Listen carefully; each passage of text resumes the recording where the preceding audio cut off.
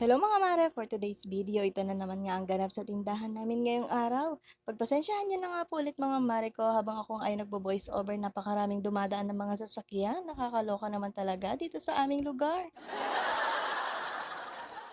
Akala ko nga mga mare ko, kumpleto na itong mga in-order ko ng mga paninda mula kay Suising. Nasa maling akala naman pala ako mga Mars at kulang na kulang pa rin talaga itong aking mga in-order.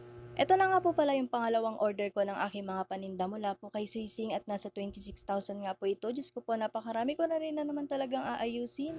Sumabay pa nga po ngayon yung nagdi-deliver sa akin ng mga Jack Angel mga mare ko. Talaga naman, tanggap na lang ng tanggap ang inyong tindera. Habang malakas pa nga itong aming tindahan, kailangan ko talaga mag-stocks din at kailangan ko talaga maging masipag para naman meron tayong ipon kahit papaano.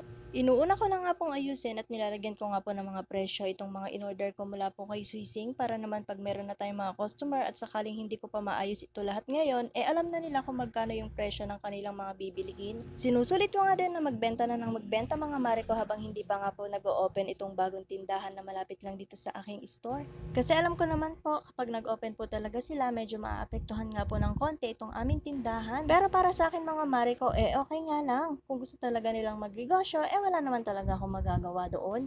Kasi nga lahat naman talaga tayo kailangan naman talaga nating magtrabaho, 'di ba? At balik na nga tayo dito mga mare ko sa aking mga in-order mula kay Suising. Unti-unti ko na nga itong inaayos habang wala pang gaanong bumibili. Itong mga in-order ko nga po mula kay Suising talagang binuksan nila yung mga box nung dumating na dito sa aming tindahan kasi nga chinek talaga namin kung kumpleto yung mga nakasulat doon sa listahan at kung kumpleto din yung nakalagay sa loob ng box. Kung ako tatanungin mga mare ko, mas maganda na rin talaga na bubuksan nila bawat isang box para naman ma-check namin kung meron mali or kung meron kulang sa kanilang mga diniliver sa akin. Mas maganda na nga na ganun mga mare ko na bubuksan talaga nila isa-isa yung kahon para naman kung meron kulang, may minus talaga nila kaagad or may report nila kaagad na meron kulang sa mga diniliver nila. Nung unang order ko po pala kay Suising, hindi po pala nila binuksan yung mga kahon po na diniliver nila dito sa akin.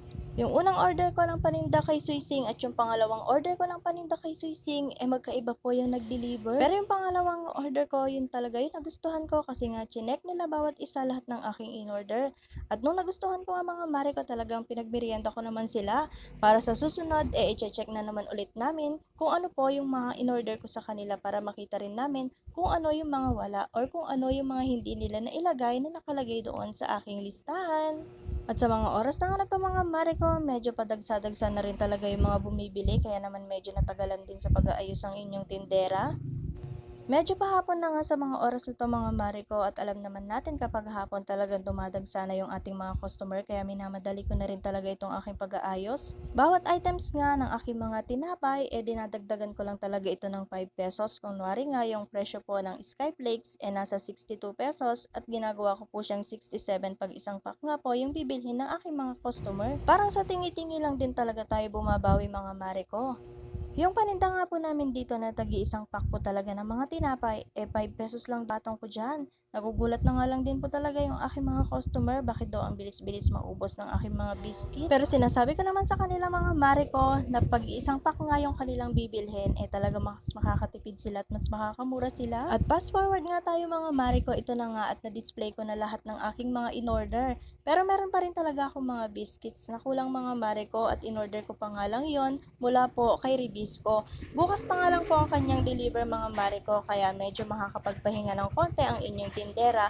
O di ba napakaganda ng tignan ng aming mga istante, punong-puno na talaga mga mare ko. Pero nga sabi ko marami pa rin talagang kulang kaya kailangan ko na naman ulit mag-order. Itong aming harapan po pala ay binabasa ko siya ng tubig para naman hindi siya gaanong maalikabok kasi nga sobrang alikabok talaga dito sa aming pwesto.